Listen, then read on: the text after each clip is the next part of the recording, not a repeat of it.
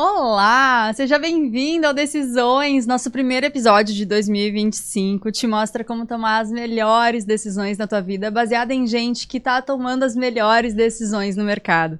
Hoje a nossa convidada é a Amanda Klauck. A doutora Amanda tem 27 anos, é natural de Estância Velha, mas já advogou em Novo Hamburgo, em São Paulo e agora faz parte de um excelente escritório em Porto Alegre.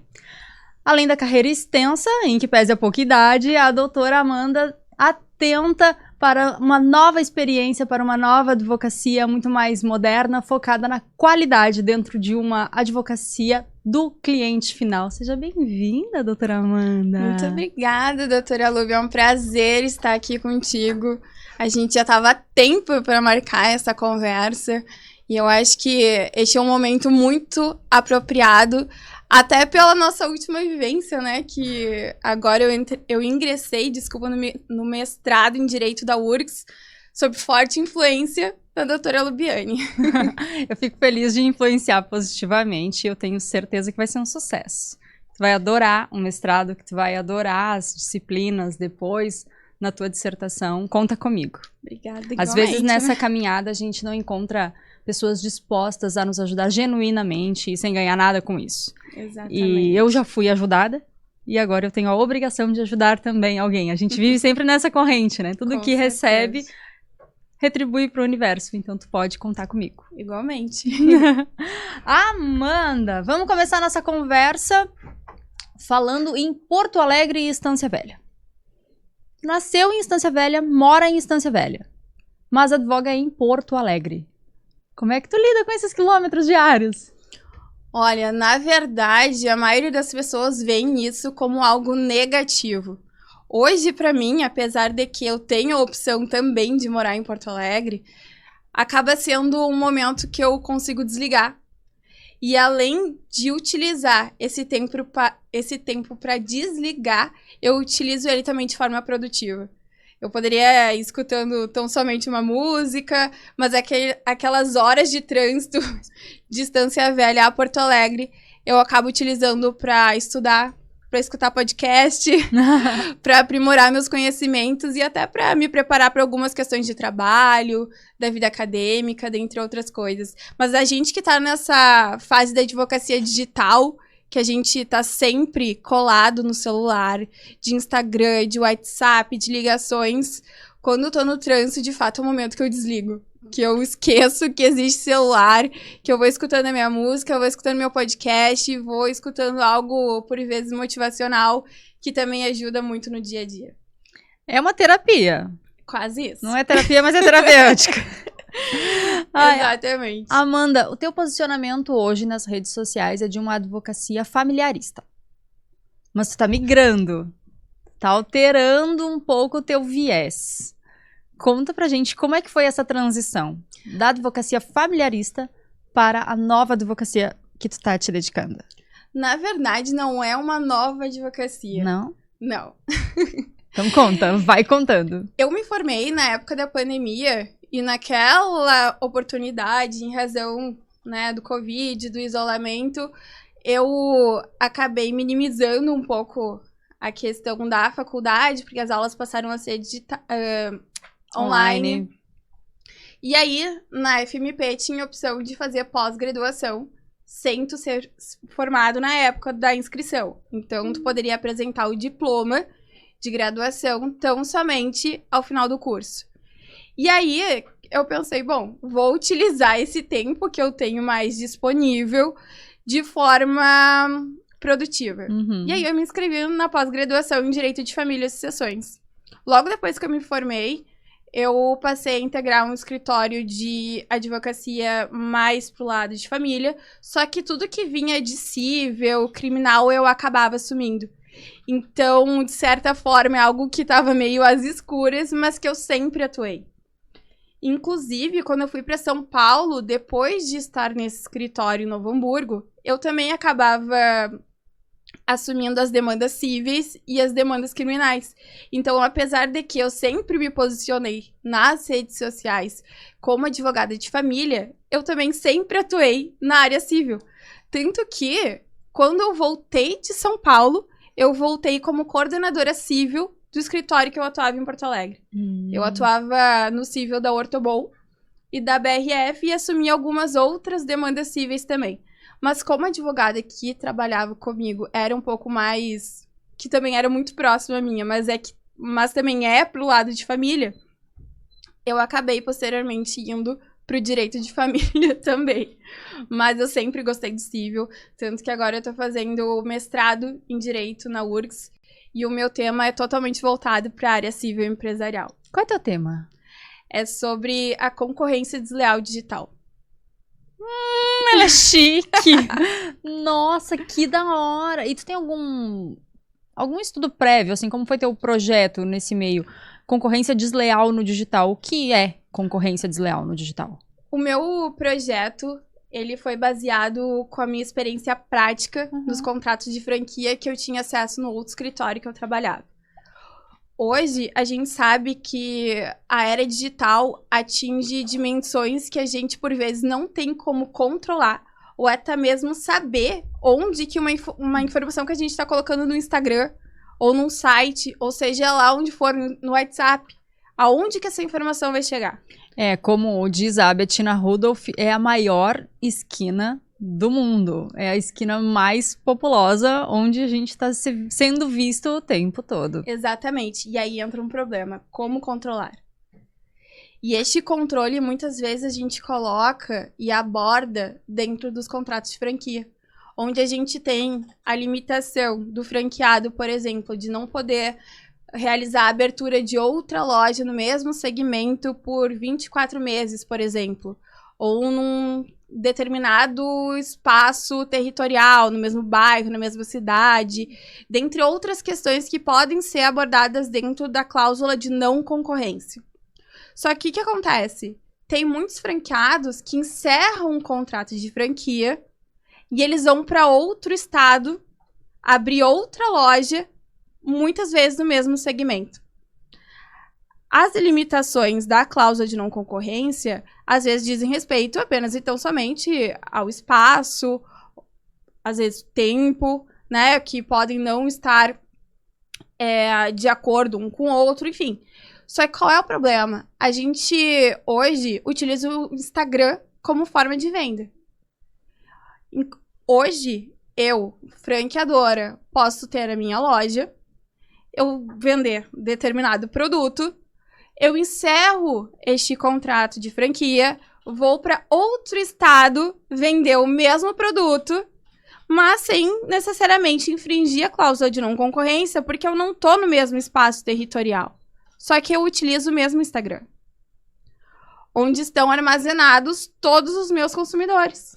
Os leads. Exatamente. E a gente sabe que, mesmo que seja em outro estado, em outro país, a gente tem formas de transportar este produto que eu estou vendendo.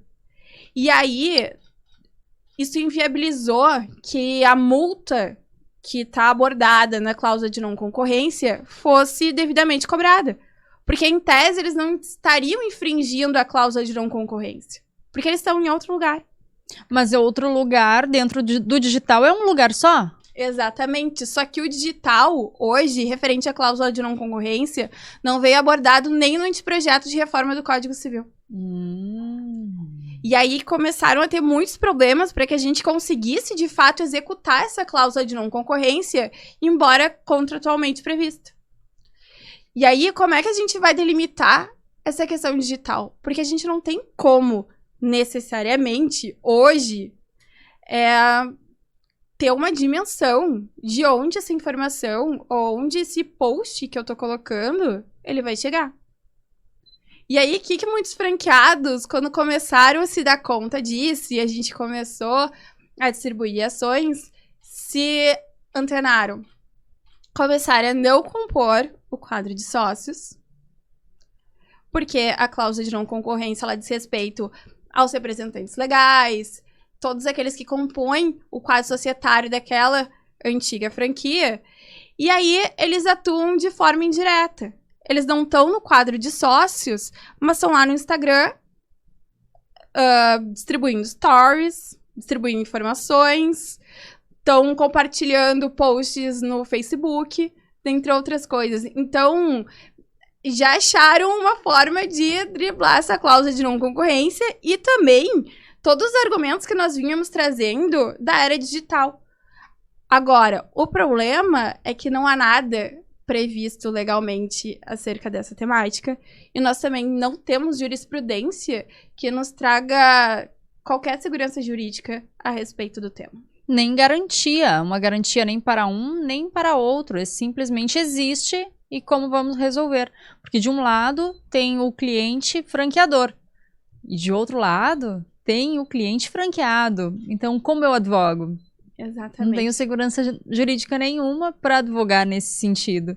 Para dar uma orientação para o meu cliente. Eu podes fazer isso ou não podes fazer isso. Exatamente.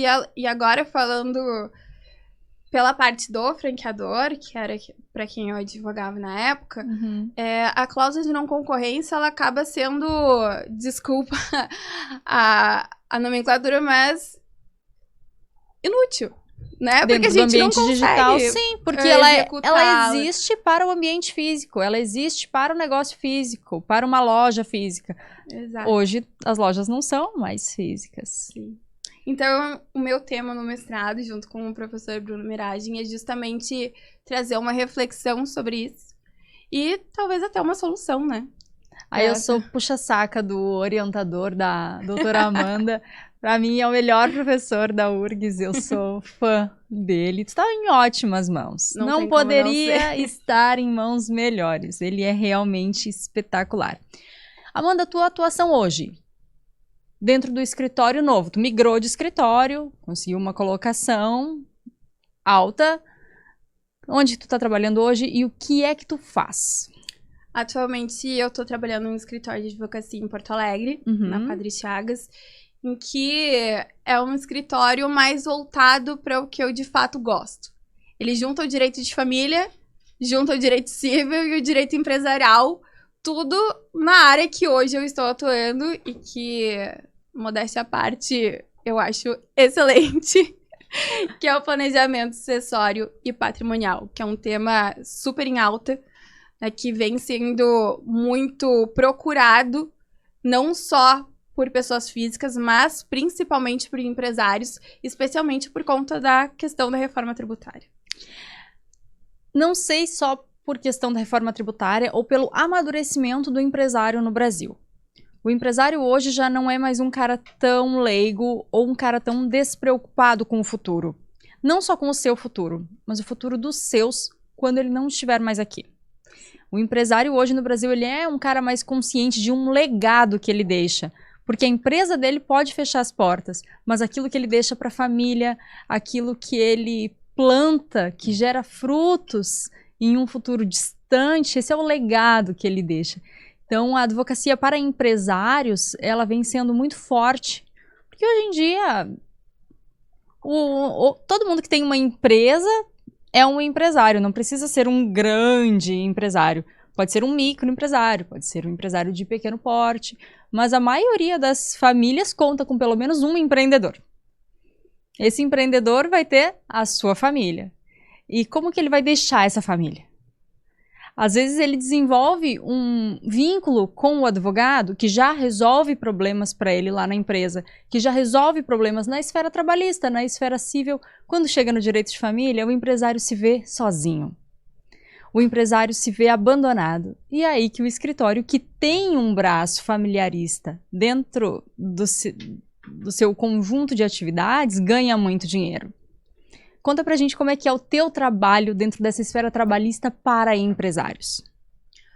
Há estudos que indicam que a maioria das empresas hoje é constituída por famílias. Então, a morte, por si só, sempre foi um tema difícil de lidar, de falar, e as pessoas, por vezes, acabavam não se preocupando com essa questão patrimonial, ou de como eu vou deixar os meus bens, de como eu vou proteger os meus bens. Então, era algo que antes não se falava muito, até por certas dificuldades de muitas pessoas em falarem em morte. Ai, amiga, mas deixa eu te falar uma coisa agora, fazendo uma fofoca. Tu sabe que eu vejo isso muito de gente mais velha? Sim. Os caras 60 a mais, eles não estão nem preocupados em como vai ficar. Agora, os empresários mais jovens, ali de 30 a 60 anos, eles têm essa vontade, esse cuidado, esse carinho com a família. Exatamente. Sabe? E na tua gestão, tu vê essa diferença de idade no teu cliente? Ou tu acha que todos os clientes de todas as idades têm se preocupado com esse planejamento sucessório? Eu acho que hoje é algo um pouco mais comum. As pessoas estão lidando com isso, independentemente da idade, de uma forma um pouco mais amena, tendo um suporte maior, porque, por vezes, até mesmo o advogado que tu vai escolher para lidar com essas questões. Porque o advogado de família, por si só, como a gente lida com questões sentimentais, nós temos que ter aquele viés um pouquinho mais também de psicólogo, né? De nós sabermos abordar o cliente, de como que a gente vai conduzir esse assunto com o cliente. Ser amigo do cliente. Exatamente. Né? Porque é um relacionamento de confiança. Exatamente. Ano passado, em razão da reforma tributária, muitas pessoas nos procuraram para que fosse feito o planejamento sucessório em vida, por intermédio de holdings, doação, testamento, e até teve um caso curioso de um testamento que a pessoa que estava fazendo o testamento teve que parar no meio, porque ela não conseguiu mais fazer. Ela não conseguiu falar de morte, ela não conseguiu lidar com essa questão sucessória. Então, a gente teve que segurar, depois de um tempo a gente conseguiu, de fato, concluir o testamento, mas era uma pessoa, de fato, um pouco mais velha. Então, esse assunto, para pessoas mais velhas, eu vejo que tem uma dimensão um pouquinho maior, né? Um pouco mais densa, um pouco mais difícil de lidar. As pessoas mais jovens, especialmente empresários, não necessariamente que não seja difícil lidar com a morte, mas a gente vê tantas questões empresariais, até mesmo tributárias, em cima de empresas, de todas as ações que a gente vai fazer, movimentações dentro de uma empresa, que a preocupação hoje tem sido, de fato, mais assídua. Né? Até mesmo para proteger aquele patrimônio e deixar um legado para os seus filhos. Amanda, e tu achas que a holding ainda é uma solução viável? E como que funciona tributariamente a holding? A holding hoje tem sido alvo de muita procura dentro do escritório, especialmente em razão de que a reforma tributária vai aumentar a tributação da holding. Mas a reforma tributária também tem a questão da anterioridade anual, em que tem que ser respeitada. Então, neste período de 2025 até 2026, a gente tem a oportunidade de fazer a holding nos moldes, anteriormente previstos. Da tributação antiga. É. E a holding... E ela vai surtir efeitos mesmo que a pessoa morra daqui 20 anos? Sim ou não? Sim. Aí... Mas a ela ri porque eu sei a resposta, entendeu? Por isso que ela tá rindo. Mas é que vocês precisam saber também. E a holding, de qualquer maneira, mesmo com a reforma tributária, vai continuar sendo um ótimo suporte para as famílias, para conseguir, de certa forma, proteger o patrimônio e também resguardar o direito para os herdeiros, para a família, de tudo que vem sendo construído na constância dessa jornada profissional, porque a gente vê muitas questões hoje de esvaziamento de patrimônio, de pessoas que ganham muito dinheiro e não sabem gastar. Principalmente quem trabalha no marketing digital. Exatamente. Principalmente quem trabalha no meio digital, que tem empresas digitais, e-commerce ou mercado digital como um todo, dropshipping. Eu vejo os meninos ganhando muito dinheiro num ano e outro ano... tô pobre. Meu marido gosta de dizer assim, tô rico, tô pobre, tô rico, tô pobre. Mas é porque não faz um planejamento. E muitas vezes acha caro contratar um advogado. Sim. Porque 2, 3 mil reais que tu vai pagar de mensalidade no escritório, muitas vezes protege o teu patrimônio em milhões de reais. Mas eles não enxergam deste ponto de vista. É porque, na verdade, eu acho que antes não era um tema muito abordado, né? Hoje tá sendo levado mais a conhecimento, a gente consegue ter uma dimensão maior de quais são os privilégios desse planejamento sucessório e patrimonial. Além de que a gente sabe, mesmo quem não atua no direito de família, que tem inventários que levam anos para serem concluídos. Eu estava atuando até pouco tempo atrás num inventário que estava tramitando há 20 anos. Então, o planejamento sucessório e patrimonial, ele vem justamente para evitar esse tipo de situação. Por quê? Porque tu consegue dispor em vida, determinar de qual maneira vai se dar a sucessão.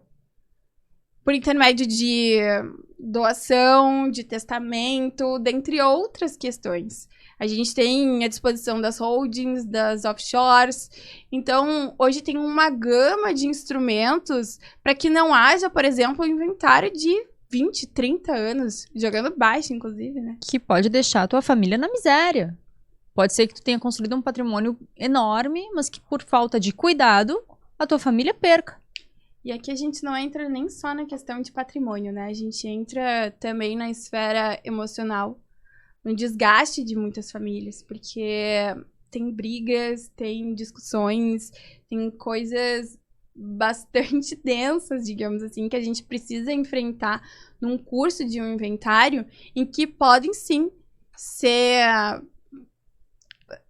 Enfim, né? A gente consegue prevenir, de certa forma, por intermédio do planejamento sucessório e patrimonial. Não que não vai existir, porque a gente sabe que quando envolve família, envolve patrimônio, envolve dinheiro, sempre tem algum tipo de conflito, né? Mas a gente pode...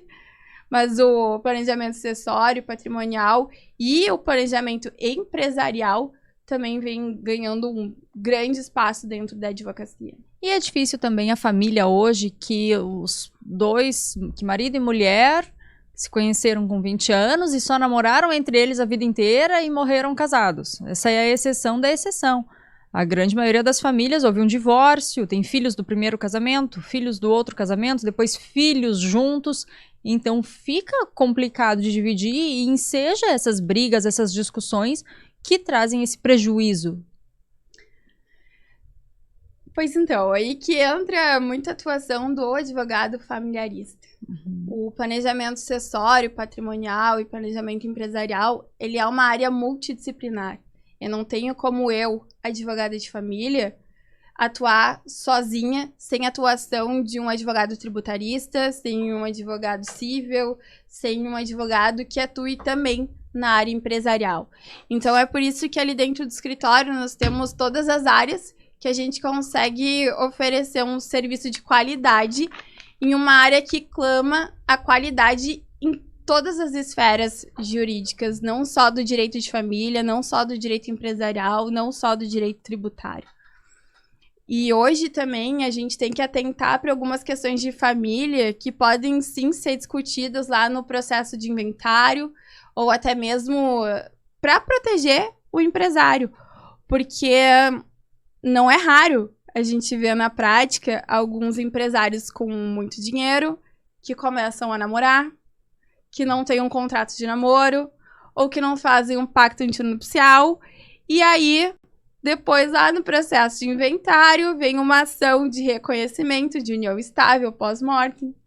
Ou até mesmo no curso da vida, quando o advogado constitui uma empresa, termina o relacionamento, briga, entra uma ação de reconhecimento e dissolução de união estável, requerendo a divisão do patrimônio que foi constituído na constância da união.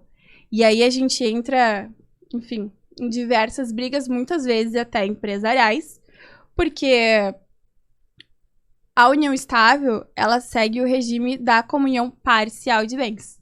Ou seja, tudo que tu adquiriu na constância da união, divide de forma igualitária, independentemente de quanto, cada parte colocou e investiu para que aquele patrimônio fosse construído. Então, a gente vê muitos empresários nos procurando, em razão de que tem uma ação de reconhecimento de dissolução de união estável, que eles dizem que eles só namoraram. E aí, isso interfere lá na questão empresarial, porque a gente vai ver as cotas, a apuração de haveres. Então, de fato, é uma atuação multidisciplinar. E esses empresários que acabam tendo esse namoro, que torna-se uma união estável e deixam de oficializar essa relação, todos eles acabam se arrependendo no final. Ai, porque o advogado ia me cobrar R$2.000 pra fazer um contrato de namoro, agora vai lá, vai perder 150 pra aprender. Exatamente. Ai, mas o advogado é muito caro. Como que eu vou falar pra guria que eu tô namorando, que eu quero fazer um contrato de namoro? Ela vai ficar constrangida? Ela não vai ficar constrangida. Tampouco ele vai ficar constrangido. Pode falar sobre isso, porque um relacionamento que não fala de dinheiro não prospera. Um relacionamento onde tu não tem coragem pra falar pro teu companheiro como tu quer administrar os teus bens e os bens dele, não tem como prosperar. E essa é uma carência do mercado. Essa atuação do advogado como amigo do empresário e não como mais um inimigo. É que assim como as pessoas não gostam de falar de morte, normalmente quando começa um relacionamento também não querem falar de término. Então a gente acaba por vezes não pensando em como seria se nós terminássemos o relacionamento. Só que isso interfere muitas vezes e surte efeitos negativos para muitos empresários, porque a união estável, ela se caracteriza na prática. Então é muito melhor tu assegurar o teu direito desde o início, fazendo um contrato de namoro, estabelecendo que aquilo ali é um namoro e não uma união estável, é muito melhor do que tu ter que te incomodar anos, que às vezes a ação pode ser rápida e por vezes não, pra conseguir resolver algo que tu poderia ter resolvido ou feito uma prevenção em 1 ou 2 semanas por intermédio de um contrato de namoro, de um pacto antinupcial ou até mesmo consultando um advogado para verificar qual é a melhor alternativa para a tua vida, para o teu negócio, para a forma que isso poderia se dar em eventual dissolução, divórcio, enfim. Amanda, e qual é a tua opinião? Como é a tua abordagem como advogada no ponto da sucessão patrimonial do empresário? Qual é a tua opinião? O que tu acha que é melhor ser feito hoje, 2025? O que o empresário deve fazer para proteger o seu patrimônio e zelar pela sua sucessão patrimonial?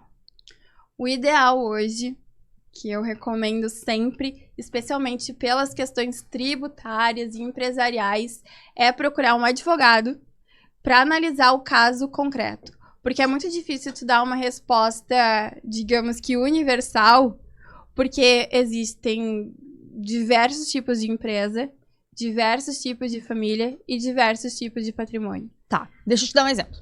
Se o cara tem uma fábrica de colchões, uma empresa com um passivo trabalhista gigantesco, e a família dele vive só desses proventos, como é que é a melhor forma de uma sucessão patrimonial para esse dono de fábrica? Que é só ele o empresário, é ele e o irmão dele. Qual é a melhor solução? É uma holding? É uma doação de patrimônio? O que é o melhor? É um testamento? Tudo vai depender, de novo, do caso concreto, porque esse empresário é casado. Sim, casado, tem 3 filhos. Uma casa em Novo Hamburgo, outra na praia. Consulta essa hora. Eu nem desconfio o nome do empresário. Vai contando, amiga. Eu vou cobrar consulta? Não! De mim! Ela vai cobrar consulta de mim. Mas o ideal é fazer uma doação, ou um testamento, ou até mesmo uma holding, né? Pra precaver a sucessão, para não chegar, por exemplo, no inventário e tu conseguir fazer distribuição e como vai se dar essa distribuição em vida. Tá, agora deixa eu te fazer uma outra pergunta. Se o cara não tem imóvel nenhum pro negócio dele, ele tem um negócio 100% digital, que é um negócio recorrente, ele tem um e-commerce, que é 100% digital, ele não tem a sala que ele usa é alugada. O carro que ele tem é alugado. Hoje em dia tem ótimos planos, né, para carro alugado, mais vantajoso do que ter carro. E a casa que ele mora também é alugada. Só que ele tem esposa, 2 filhos e esse negócio que é bastante lucrativo. Qual a melhor forma de uma sucessão patrimonial para ele? Ele tem 35 anos, é um cara que ainda vai crescer muito. Ele tem um dinheirinho, mas não tem bens. Qual é a melhor forma? Testamento. Porque por intermédio do testamento, tu pode dizer como que tu quer que a tua sucessão se dê. Porque hoje a gente pode testar e doar, enfim, metade do nosso patrimônio, que a gente chama da parte disponível. E por intermédio do testamento, tu pode livremente dispor de como que tu quer que a sucessão se dê. Então, aqueles 50% que tu não pode mexer, que são da legítima. Exatamente, a gente não tem necessariamente o que fazer. Mas os outros 50%, tu pode livremente dispor que todos os direitos referentes ao e-commerce vão ser direcionados para a pessoa tal, vão ser direcionados para a minha mulher ou para o meu filho. Então, o testamento, ele é uma ótima ferramenta de tu dizer da forma que tu quer que a sucessão se dê. Inclusive, há uns 2 anos atrás, eu escrevi um artigo em coautoria com a doutora Rafaela Barros, em que a gente discute os limites da legítima.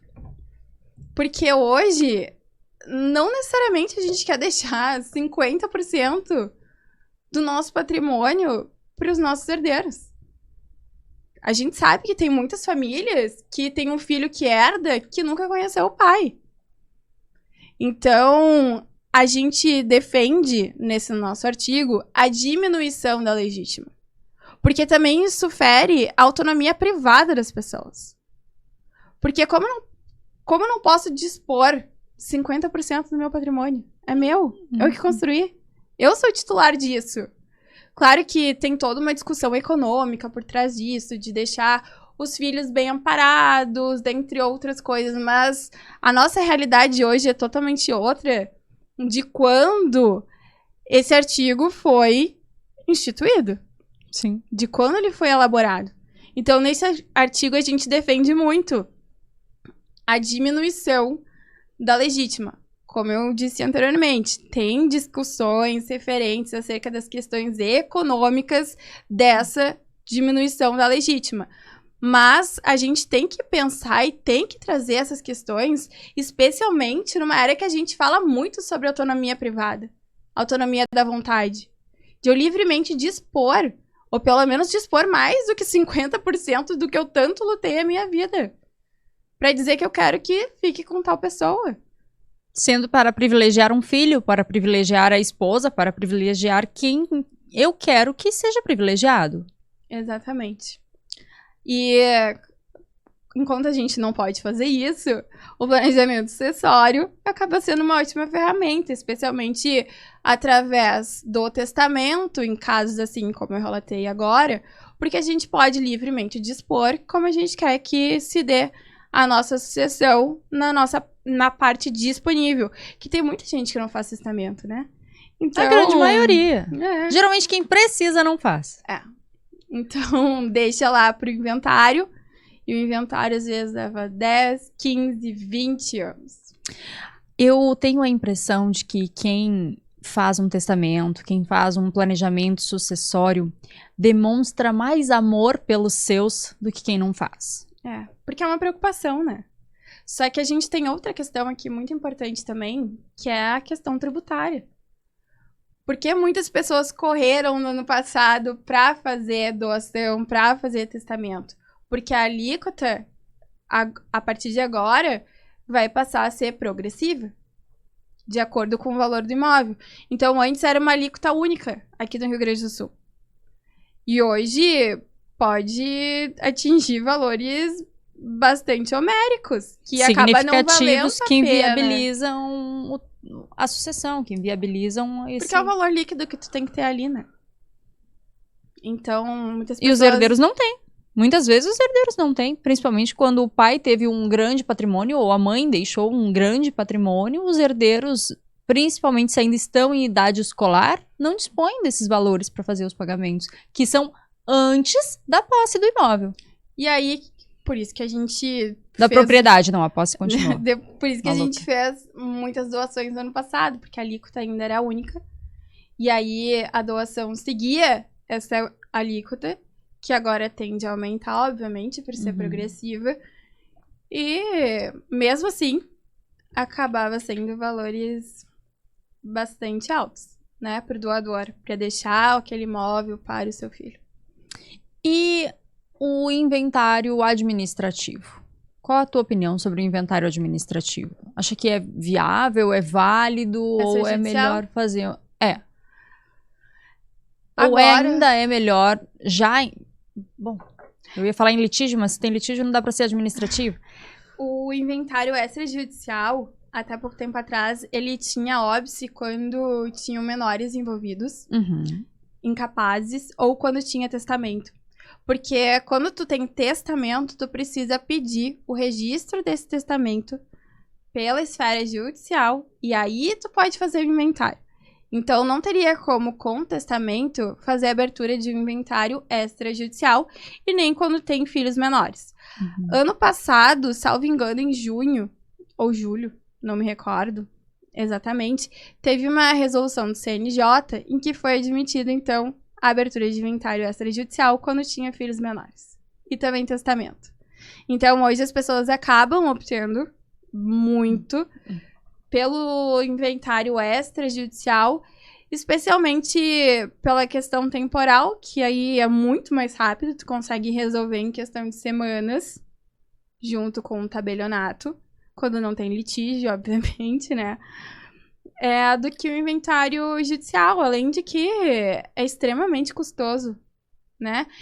E aí que entra outro benefício do planejamento sucessório, patrimonial e também empresarial, que quando tu faz essa distribuição em vida, tu não enfrenta todos aqueles custos de um inventário judicial, que a gente sabe que demora. E não são custos só financeiros, são custos emocionais e de tempo. Te custa tempo de vida. Tu vai passar anos ali sofrendo até aquele imóvel ser disponibilizado, até aquelas cotas societárias serem disponibilizadas. Então é um sofrimento muito grande para a família que pode ser evitado através do planejamento sucessório. Exatamente. E o que eu mais vejo de dificuldade nessa questão do inventário não é nem o processo em si. É lidar com todo o litígio que gira em torno dele. Além de que, em função do tempo, quando são muitos herdeiros, muitas partes que estão litigando naquele inventário, porque daí entra também a habilitação de credores, dentre outras questões, às vezes acaba demorando muito mais quando, por exemplo, um dos herdeiros morre. Aí a gente precisa aguardar a sucessão deste herdeiro, que não fez planejamento sucessório nem patrimonial, para que aquele outro inventário tenha um efetivo segmento. Porque as pessoas estão morrendo mais velhas. A sociedade está ficando mais velha. Sim. Logo, as pessoas com 80, 90 anos, empresários com 80, 90 anos ainda estão na ativa. Sim. Os filhos dessas pessoas têm 50 anos. E provavelmente já têm sua casa, sua família, filhos, companheiros. Se esse filho de 50 anos vem a falecer, como fica o planejamento sucessório do pai de 80 anos para esses netos, sendo que ele já tinha disposto da fatia que ia para cada filho dentro do testamento? De acordo com o Código Civil, o filho, ele herda o nome do pai, quando o pai morre antes, né? O que a gente chama de estirpe. Então, não iria necessariamente ter nenhuma modificação nesse planejamento sucessório do avô. Então, aquilo que seria do filho... Porque o filho vai herdar o que era do pai. Que aquele avô tinha disposto para o filho. E a companheira? Daí entra toda a questão de sucessão daquele pai, né? Mas os direitos da companheira estão garantidos? Sim. Sim. Dentro da sucessão daquele avô. Ótimo. Procure, doutora Amanda. Vai dar certo. Se cuida, Roberto. Se cuida seu Paulo, né? Porque o pai do Roberto... Sabia que o pai do Roberto tem fazenda, amiga? Mas olha... Não, eu foquei no amor e acertei na herança. Pai do Roberto tem um monte de terra e coisa, sabia? E vocês são casados por qual regime? Separação total de bens. Entendi. Uma grande pena, né? Que daí tu não herda, Vou ter que ficar amando a família mesmo. Exatamente. Ai, que pecado. Tadinhos. Olha, tu vai ter que ficar muito próximo do teu sogro. Pro teu sogro fazer um testamento. Eu que vou fazer essa holding, amigo. Mentira, brincadeira. Não, mas é muito difícil. A gente que já perdeu alguém da família, a gente acha tudo isso muito difícil, né? Sim. Eu já perdi minha avó e eu não quero mexer em nada, sabe? As coisas que ela e o meu avô adquiriram é do meu avô. Sim. Ele que se vire com isso. E quando meu avô faltar, aí os filhos que se virem, porque eu, como advogada, não sei se tenho a estrutura necessária para lidar com isso dentro do seio da minha família. Se é no seio da família do outro, eu já vou lá, já resolvo, já boto cada cota para cada um, já tá tudo resolvido. Mas na nossa, como é doloroso a gente lidar com essa falta. Porque tu pensa, esse dinheiro tá caindo na minha conta, será que eu não daria esse dinheiro pra ter essa pessoa de volta? Exatamente. É muito pesado. A gente brinca lá em casa, do meu sogro, da minha sogra é arquiteta também, então os dois têm sucesso profissional. E quanto de dinheiro eu daria pra ter a minha avó? Quanto de dinheiro eu daria pra ter os meus sogro e a minha sogra no Natal? Entendeu? Sim. Então, a gente fala como advogadas, mas a dor do familiar é muito grande. Eu acho que é nessa hora que a gente também tem uma maior proximidade com o cliente, porque a partir do momento que tu entende, escuta o cliente, tu cria um elo para além da questão da advocacia. Tu não te torna apenas e tão somente um advogado, um procurador. Tu é a pessoa que ouve, que auxilia, que muitas vezes resolve, que tira um peso das costas. Então, essa questão do direito de família, que a gente vê isso de forma mais corriqueira, a gente também acaba abordando muito em congressos, em pesquisas, e buscando, de fato, todo esse viés mais psicológico, que a gente acaba não tendo essa expertise, né? A gente deixa isso para os psicólogos, mas querendo ou não, deveria, né? A gente tem uma atuação que também é necessária. É verdade. É verdade. A gente podia, inclusive, abrir uma sala dentro dos nossos escritórios para um psicólogo estar lá. Eu acho justo. E necessário. Amanda, então, essa parte do direito de família tu uniu ao direito civil, direito empresarial e tá no melhor momento da tua vida. Sim. Eu, por muitas vezes, tive dúvida se o direito de família era o que eu realmente gostava ou o que eu queria. O direito de família propriamente dito, questões envolvendo guarda, alimentos, eu gosto, mas eu não me via futuramente fazendo isso. E aí eu acabei indo pro lado civil, empresarial, gosto bastante de tributário também, porque foi meu primeiro estágio na Procuradoria do Estado, na execução fiscal, literalmente caí de paraquedas lá, não sabia nem o que era uma citação, estava fazendo um processo de execução fiscal. E ali no escritório, tendo essa oportunidade, especialmente na área de planejamento sucessório, patrimonial, eu consegui unir tudo que eu gostava em uma área só. Além de contar com profissionais excelentes para me ajudar a tocar todas essas demandas e fornecer um serviço de qualidade para o cliente. É o que nos move, né? Claro que a gente gosta muito de dinheiro também, mas saber que tu oferece um serviço de qualidade, que o trabalho que tu desempenha é um trabalho de qualidade, honra o profissional, orgulha o profissional, faz a gente querer acordar amanhã e vamos lá fazer tudo de novo. E até o ambiente que te motiva, né? Porque quando a gente vê o resultado das pessoas que trabalham conosco, e não só o resultado, mas daqueles que já chegaram no topo e fazem de tudo para que a gente cresça e chegue lá também, é muito gratificante. É emocionante, né? Tu vê um advogado que chegou no topo, ele conquistou tudo que ele poderia conquistar e agora ele te dá a mão para subir. Eu acho que a pessoa não perde a essência, né? Porque além de chegar no topo, a gente tem que saber de onde nós viemos e de tudo que a gente precisou percorrer para chegar até lá. Então, esses dias eu até vi uma frase no Instagram que rodou bastante, que a competição tá no lado de baixo porque as pessoas no topo estão se ajudando. E ocupados demais trabalhando, né? A galera tá trabalhando aqui, ó. Mas a gente se ajuda, né, Lubi? E a gente acaba criando tanto gosto pelo que a gente tá fazendo e até mesmo pelo ambiente, que aquele trabalhar muito não se torna tão denso ou tão ruim como muitas pessoas enxergam. Eu não consigo enxergar uma demanda como ruim. Eu acho muito legal advogar. Sério, falando sério, assim, de coração pra ti. Eu acho muito divertido. Eu também gosto. Mas é porque tu tem amor o que tu faz, né? Tem. Tem pessoas que, por vezes, não se encontraram naquela área, ou estão ali porque precisam estar ali. Mas tem tanta área, tem tanta coisa pra fazer dentro do direito. E de fato tem, mas tem pessoas que não se encontraram ainda. Como eu antes, eu gostava do que eu fazia, mas eu sentia que não era aquilo ali. Então eu ficava naquela dúvida, sabe?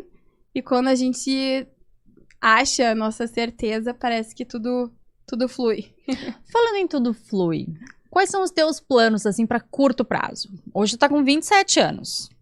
E até os 30, assim, quais são os teus planos? Concluir o mestrado. Yes! E já ingressar no doutorado, sob forte influência da minha amiga Lubiane. Que já tá, nem comecei o mestrado, já tá me incentivando a engatar o doutorado depois. Isso aí. Porque é algo que eu gosto muito. Aí a gente, quando para de estudar, parece que depois pra retomar é muito difícil. Tem que emendar uma coisa na outra. Não dá pra parar de estudar. E não só na questão do mestrado ou doutorado, mas porque o direito, ele muda muito. As pessoas mudam muito. As situações, o cotidiano, a sociedade contemporânea muda o tempo inteiro. Então, a gente precisa sempre estar se atualizando. E a gente tem um código ali, sólido, dizendo como as coisas devem ser, mas a gente também tem uma jurisprudência que muda muito. Então, hoje, eu posso estar te falando alguma coisa sobre holding, sobre doação, sobre testamento. Amanhã a gente tem uma jurisprudência super inovadora sobre o tema, totalmente contrária ao que eu tô te dizendo. Então, a gente precisa sempre, mesmo não estando fazendo pós, mestrado, doutorado, sempre estar se atualizando. É importantíssimo. E a gente vê isso muito na prática, né, Lubi? De quais são os advogados, quais são os profissionais que de fato se atualizam, que de fato estudam. Isso na escrita, na fala, no Instagram, na abordagem das peças jurídicas. Enfim, é extremamente, desculpa, notório. Até a língua portuguesa anda com o tempo. Por que a doutrina, por que a jurisprudência não vão acompanhar as mudanças do mundo moderno, não é mesmo? Exatamente. Amanda, então a curto prazo, ambições acadêmicas. É. E a longo prazo? Daqui 20 anos. Conta pra mim. Profissionalmente falando? Não, amiga, se joga. Conta uma fofoca pra gente. Só uma fofoca, são tantos. Ai, conta!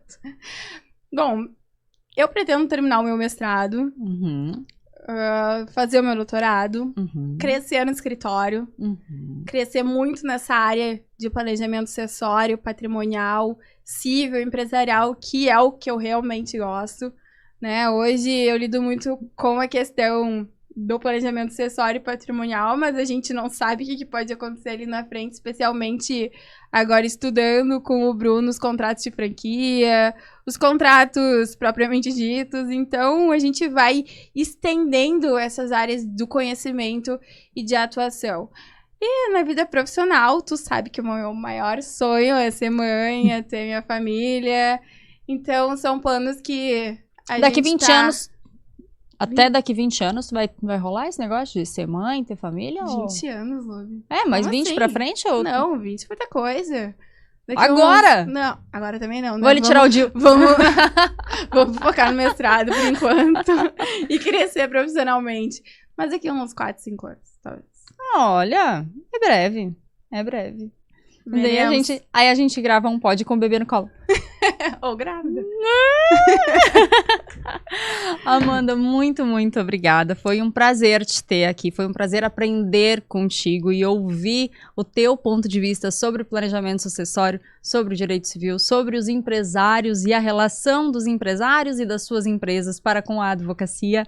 Muito, muito obrigada. Venha sempre. Eu que agradeço pelo convite. Foi uma honra estar aqui conversando contigo hoje.